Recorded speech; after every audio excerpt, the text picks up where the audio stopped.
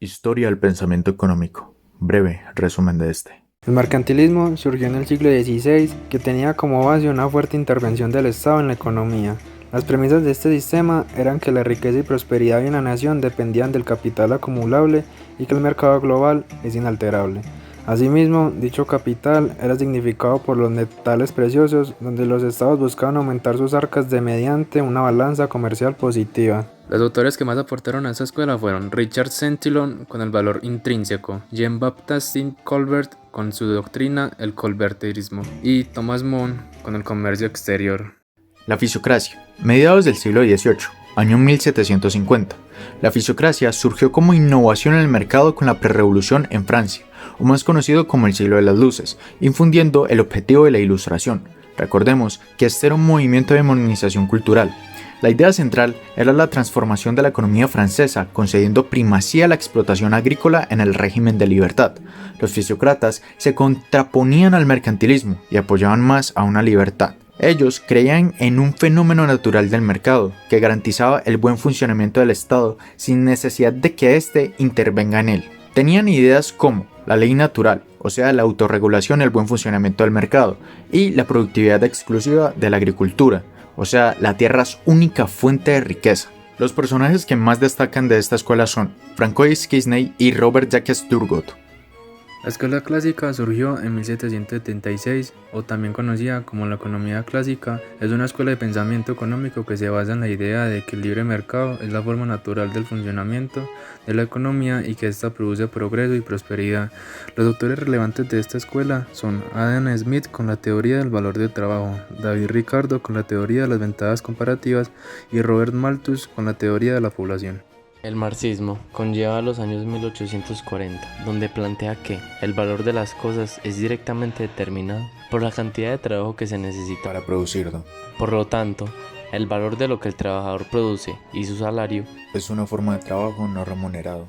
en donde entra la lucha de clases de la burguesía y el proletariado. Karl Marx propone la abolición de la apropiación privada, donde critican el sistema capitalista. Es el autor del libro El Capital. Friedrich Engels dio forma a la corriente del pensamiento llamado El Capital y es el autor del libro El origen de la familia, la propiedad privada y el Estado. La escuela neoclásica, años 1870 a 1920.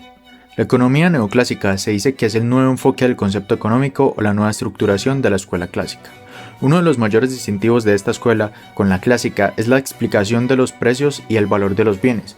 Por esos cambios es que se denomina revolución marginal, o sea, el método de análisis usado en la microeconomía que busca explicar los fenómenos económicos a través de funciones matemáticas. Desde otro enfoque, es en realidad el nacimiento de las matemáticas como una herramienta ineludible para construir teorías que son internamente coherentes, por lo que se centraron en la elección de alternativas, objetos como cálculo y el equilibrio general, formando la base como se estudia la economía en la actualidad. Los principales personajes de esta escuela son Leon Warlas, William Gibbons y Alfred Marshall. La escuela austriaca es una escuela de pensamiento económico que se opone al estudio de la economía como una ciencia exacta.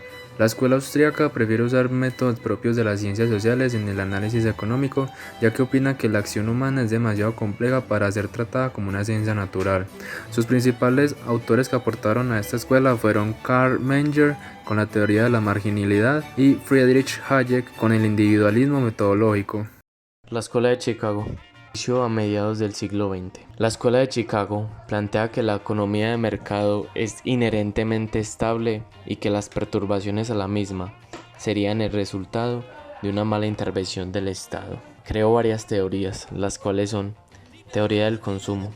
Se estudia cómo los individuos llevan a cabo sus decisiones de consumo. Para esto se relacionan las preferencias. Teoría de las expectativas racionales. Supone que los individuos forman sus expectativas de manera racional, esto es, utilizando de manera correcta la información disponible.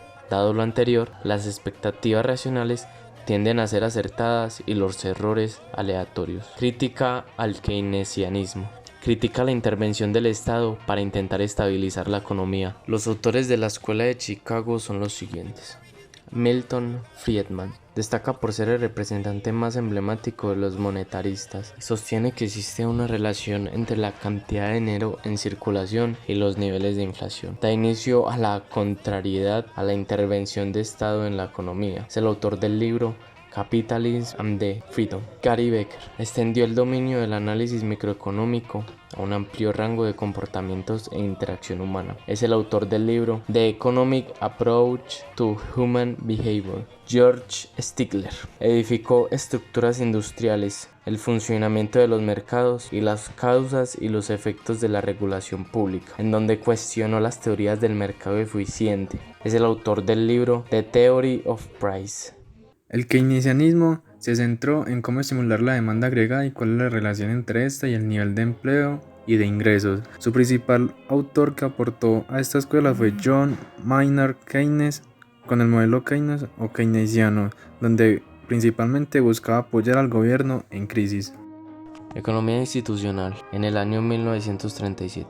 Es una escuela de pensamiento, la cual sostiene que las instituciones son toda la clave para explicar las decisiones de los individuos. Tiene diferentes teorías, en las cuales entra la racionalidad limitada, en donde el individuo no tiene toda la información al momento de elegir porque el conocimiento es limitado. El oportunismo. Los agentes pueden sacrificar las potenciales ganancias de un intercambio con el fin de obtener un mayor beneficio propio.